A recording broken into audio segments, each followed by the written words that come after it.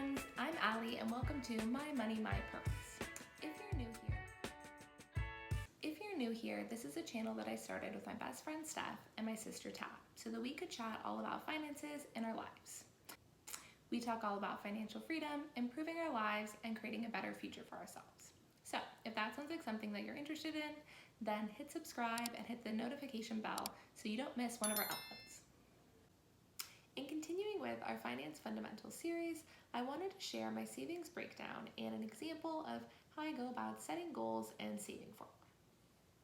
Who is it that I aspire to be? That is the question that we should be asking ourselves all the time. What kind of person am I? So first off, I found that when I have a specific goal in mind, it makes it a lot easier to set aside money to save for that specific goal and not spend it on anything else. Having something specific helps kind of keep me motivated throughout the process because I can easily visualize exactly what it is that I want to get. I've also found that setting a specific dollar amount helps a lot too, because you know exactly what you're working towards, and so when you're making those day-to-day sacrifices, you can remind yourself that this is a temporary sacrifice. So what I like to do is set yearly financial goals and then break those down into monthly goals that feel more manageable to me.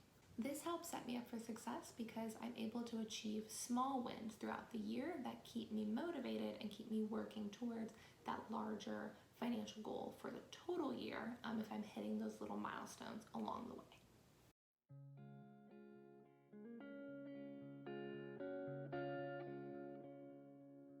Okay, so the goals I have listed here are not an all-encompassing list of all of my goals. These are just the ones that specifically have a financial element associated to them. So I figured that they would be relevant to discuss here.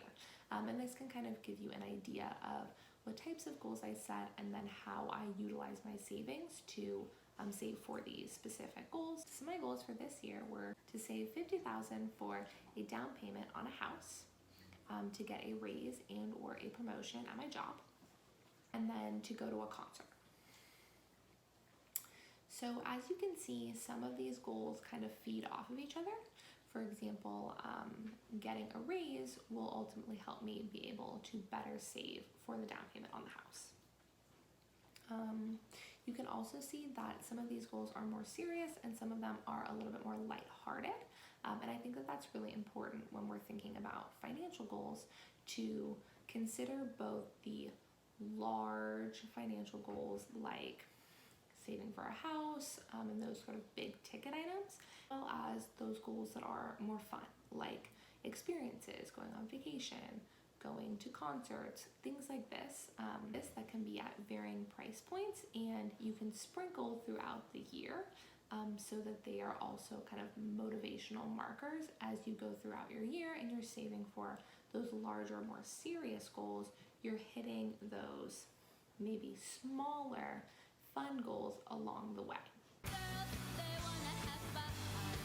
My biggest recommendation here when you're setting financial goals for the year is that you don't put your life on hold to be able to save for these things. We really want to be able to improve our financial situations overall, and we want these habits that we put into place in order to save for certain things to stick and to build upon themselves so that we have good financial habits moving forward throughout the rest of our lives. And so in order to do that, I think that it's important to set those kind of looking forward to things, goals throughout the year, even when you're trying to work on your general financial situation, so that you don't get discouraged. And it's easy to get discouraged and then to spend your money on something impulsive because you feel like you've been depriving yourself. And that's not what we want to do. We want to work in harmony. So now I'm going to break down those yearly goals into monthly goals. And that way you can kind of see how I break that down and how I incorporate that into my savings. So I'm just going to go down the list of goals and walk through what each goal looks like monthly. So my first goal is saving $50,000 for a down payment on a house. To transform that yearly goal into a monthly goal, I just took the $50,000 and divided that by 12 for the number of months in the year, especially since we were starting saving at the very beginning of the year in January. So that came out to around $4,200 every month that we would need to put away in savings. I just want to be clear that that is a very aggressive goal for us. It's not necessarily easy to put that much money away each month, and it's not something that we've even been hitting every single month, but it's a goal that we set for ourselves. And I do recognize that we're in a good, stable financial position. My husband and I both work, we don't have any kids, and we don't really have a lot of external expenses outside of our rent and our bills that we need to be spending money on each month. So it felt realistic that if we made certain lifestyle adjustments, we could potentially be able to put that money aside. I also want to point out that I like to set targets that are higher than what I could easily save, just to push myself a little bit harder. So I'm going to put up on the screen our monthly goal versus what we actually ended up saving per month, because it did vary month to month. There were months where we were able to put significantly more away. For example, in the beginning of the year, when we got bonuses and we got money back from taxes, we were able to put a larger sum towards our savings. And then as the year went on and different things came up, we had some travel that came up that made it so that we weren't able to put as much as we would have liked to towards savings. So it did vary throughout the year, and I kind of wanted to show the reality versus what ideally we wanted to be able to spend. I also want to mention that this is normal, that we set these high targets for ourselves and we don't necessarily hit them every single month. And so it's important to just kind of give ourselves grace as we go through the journey. I think it's better to set a high target and not achieve it than set a low target and not push ourselves past what we think we're capable of. Because if you set a high target and you come even close to it, then you probably saved more than if you had set a lower target for yourself. So at this stage in the year, it's probably more realistic that we're going to hit around $30,000 in savings. So we're not quite going to hit that $50,000 mark. Okay, with that, I'm choosing to be happy and appreciative of what we were able to accomplish and the lifestyle adjustments we were able to make to be able to save this large sum, rather than being upset or dwelling over the amount that we didn't save. Because we are going to continue to work on it next year. And so that's something else I want to point out, that as you set saving goals for yourself, it's good to give yourself a time frame to push yourself to try to achieve something within a certain number of months. But at the end of the day, things can be pushed out, and it is okay if you kind of adjust that time frame if things happen quicker or if things take a little bit longer. Like I said, just give yourself grace and kind of move through the process at your own pace. Things are going to happen for each person at a different speed, and the path to get somewhere isn't always linear, right? So we might make deviations, and that's okay. So my second goal was to get a raise by my mid-year review. So that actually happened in August. I did set this goal with the previous goal in mind. So like I said, that was an aggressive target that we set in the last goal per month. I was hoping to be able to get a raise to make it easier to hit that target mark. I included this as a financial goal because even though it isn't a savings goal, your income is obviously related to how much money you're able to save, right? So if you're able to set goals to raise your income and work towards those simultaneously as you're working towards saving goals, then you can potentially increase your targets on those saving goals and just make it a little bit easier to achieve those things. I think the two feed off of each other in terms of motivating you as well. So the more you're able to put aside in savings, the more motivated you are to try to make more money. And the career goals that you're achieving is going to motivate you to pursue those savings goals and to set higher savings goals for yourselves. But I did end up getting a 10% raise, and going forward, I'm incorporating that into what we're going to be setting aside monthly to be able to hit that new target of $30,000 by the end of the year. This video is about savings goals. I'm not going to go into too many details on how I pursued my raise or what kind of went into that. Be interested in hearing any more about my job, or how I went about pursuing a raise that I might have, definitely leave that down below in the comments, and just comment kind of what part of that you'd be interested in hearing, and I can definitely look into putting some material together for you all. My third goal was saving for a concert.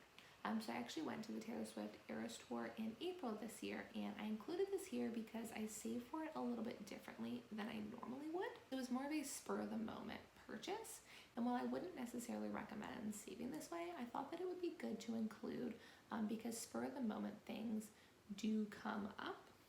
And since this event, I've actually transitioned the way that I save for those types of events by creating a fund specifically designated for fun things that are going to come up, right? So in this instance, rather than knowing I was going to be attending a concert and saving up for it in the months prior to purchasing a ticket, since these tickets came up very quickly, they were going very fast, I jumped on purchasing the tickets and I retroactively allocated money each month towards essentially paying off that purchase. Clear, I did have the money in my bank account to be able to afford the tickets. That money just wasn't allocated for this specific purchase. So essentially I had to replenish my savings that I had set aside for other things that I had now spent on this spur-of-the-moment item. We know that events like this are going to come up. There's going to be moments where there's something fun and exciting to do and you want to be able to have the money in your account to be able to purchase that spur-of-the-moment item. What I recommend doing going forward is setting aside a specific savings fund specifically designated for those types of purchases. Now what I do is I put aside savings into that fund each month without any specific event in mind. And that way when something comes up that seems exciting to do, whether that's like a holiday event or tickets that come up that you get excited about, or a spur-of-the-moment trip, it could really be anything. I have money allocated essentially for those spur-of-the-moment items. So then rather than worrying about taking that money out of my regular bank account or worrying that I'm pulling savings that were allocated for something else, I can pull money out of that fund and not be stressing that that money was supposed to go somewhere else because it wasn't. It was specifically designated to go towards these type of events. And that way I can have an experience that is completely stress-free. I'm not worrying about it, and I can just go and enjoy myself and have fun in the moment. This type of savings fund is something that I would recommend once you have all of your basics covered, right? So if you have debt to pay off or an emergency fund that you still need to work towards, I wouldn't recommend creating these smaller funds just yet. I would leave that for once you've kind of gotten your debt settled and your emergency fund funded. You can add in these extra funds, allow you to go about life with a little bit less stress while still enjoying yourself.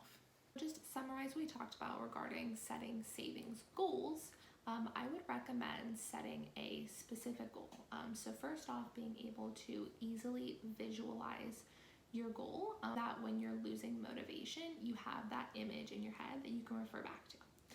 Secondly, I would recommend setting a specific dollar amount around what you're saving for, so that you don't feel like this is a never-ending goal, and you feel like there's a point in time when you can say, yes, I've achieved this. That can be a lot more motivating than just sort of never-ending cycle of saving. I would recommend writing down all of your goals and being able to refer back to them. And then I would also recommend setting both yearly goals and then transitioning those into what that looks like on a month-to-month basis. Hopefully talking through some of my financial goals and how I took those from yearly to monthly and what that process has been for saving for them throughout this year for me has helped you and kind of given you some inspiration to set your own goals and start planning for your financial future. So hopefully you liked this video, and if you did, leave a like below, subscribe. Just a heads up, the next video I'm planning to do on my Finance Fundamental series is talking through specifically how I go about setting my savings up. So utilizing sinking funds, what my actual savings tracker looks like, and walking you all through that as the different savings accounts that you can utilize. And maybe we'll throw in some tips and tricks around how to set aside more money each month to put towards your savings. So if you're interested in that, then definitely check back next month. Talk to you all on my next one.